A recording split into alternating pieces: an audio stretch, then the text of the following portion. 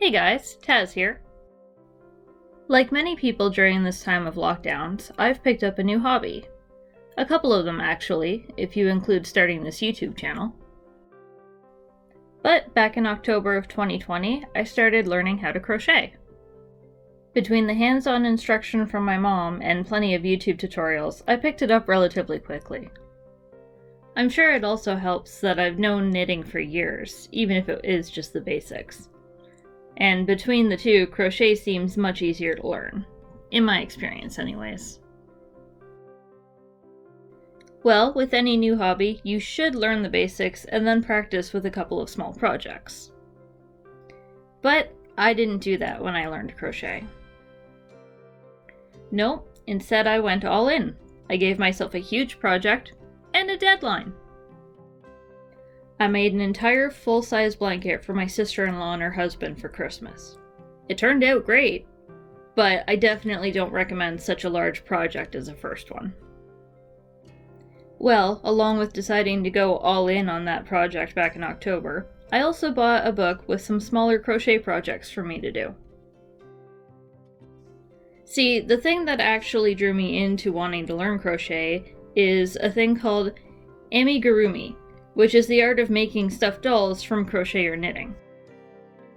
So, while browsing Amazon, I found this book, which looked like a good option to start with. And I love the look of these jellyfish on the cover, so I bought it. Well, after the mad rush to finish the blanket for Christmas had passed, I finally got around to trying one of the patterns from the book. I decided to start with the pattern on the cover. After all, it's the main reason I bought the book, and I love how cute those jellyfish are. The first instruction was to start with a magic ring. I flipped back to the start of the book, where the how-to guide was, but there was no info on what a magic ring is or how to start one. Which I thought was weird. Why include a how to crochet section in the book and then not even explain the first instruction on your pattern? But I chalked it up to poor book writing and went back to the YouTube tutorials to learn the secrets of the magic ring. After learning the magic ring, the rest of the pattern was simple enough. In no time, I had finished the top of the jellyfish. But it didn't look great. It's too flat? After rereading the pattern to find out what went wrong, I realized my mistake. See, I was used to patterns being written in such a way that when there's a repeat, it would say so at the end of the instruction line. But this pattern only lists to repeat at the start, and I missed it, so I had to restart the entire pattern from the beginning again. So I did. It was irritating, but hey, lesson learned, and I won't be making that mistake again. Well, after redoing it, I finally got the top finished, properly this time.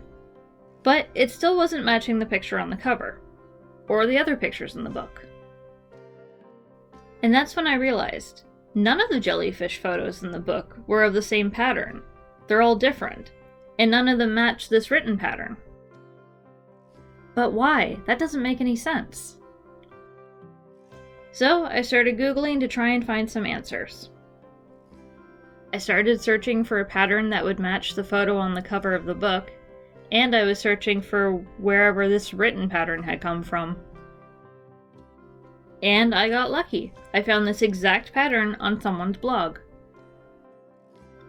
Their pictures matched what I had crocheted. I was so relieved that it wasn't just me making more mistakes. But after that relief was anger. Because that means the pattern in this book, the book that I paid for, was stolen. The pattern was stolen from one creator. The pictures were stolen from other creators.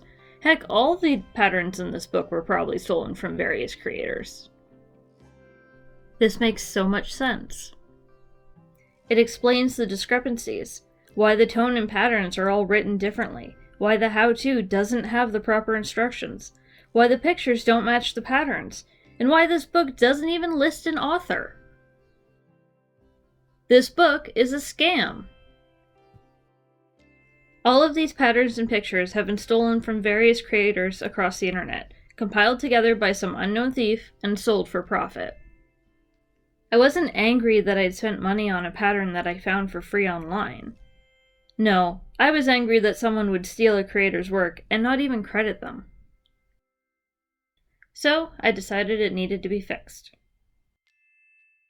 On the Jellyfish pattern blog post, I'd found the creator's contact info, and I emailed her to let her know what had happened, so that she'd know her pattern was taken. From there, I went back to Amazon, so that they would know they were selling stolen goods. Now remember, I had purchased this book back in October, and I only started reading it in January. So I wasn't really expecting much from Amazon, since it'd been so long since my purchase was made. But I was pleasantly surprised. The book had been removed from Amazon's listings, so I figured someone else must have informed them about the scam. And I was able to get my purchase refunded without issue, so that was nice. After some more searching online, I was finally able to find the correct jellyfish pattern for the picture on the cover of the book. You know, the whole reason I purchased that book. The pattern was available for sale on Etsy, and so I used the money that was refunded from Amazon to purchase the correct pattern from the original creator. And I also sent that creator a message so that they'd know that their photos had been stolen as well. Links to both of these different jellyfish patterns will be down in the description of this video. I haven't found the creators of the other patterns that are in this book, because I haven't actually made those patterns yet or looked into them. Since all of this has occurred, I've just been making jellyfish. I've been creating an entire army of jellyfish. I've been using up the leftover yarn I had from the blanket I made, as well as whatever other yarn scraps I had lying around. After making the pattern in the book, I made my own pattern for a mini jellyfish. And after that was under my belt, I finally got around to making the pattern for the jellyfish that's on the cover of the book. And now, after having made both patterns, I think I'm going to use elements from each to make my own pattern. I really like the simplicity in the book pattern, and I like the frills from the cover design. But personally, I prefer making the mini jelly pattern that I made. So I'm going to try and work on a pattern that incorporates everything I like into one. I hope you guys can use my experience as a lesson for yourselves. Watch for scams, read reviews, and always double check that you're reading your patterns correctly. Remember to credit other creators if you're using their work or patterns. It's just the right thing to do. As I said before, I've got links to both jellyfish patterns in the description of this video so that you can make them too. Well, I hope you guys enjoyed this video. If you'd like to see more of my work, you can subscribe to my channel and watch one of these other videos I've made. Or follow me on Instagram. If you have any thoughts, feel free to share them in the comments below. I'm always on the lookout for new video ideas. Once again guys, this is Taz, and thanks for watching.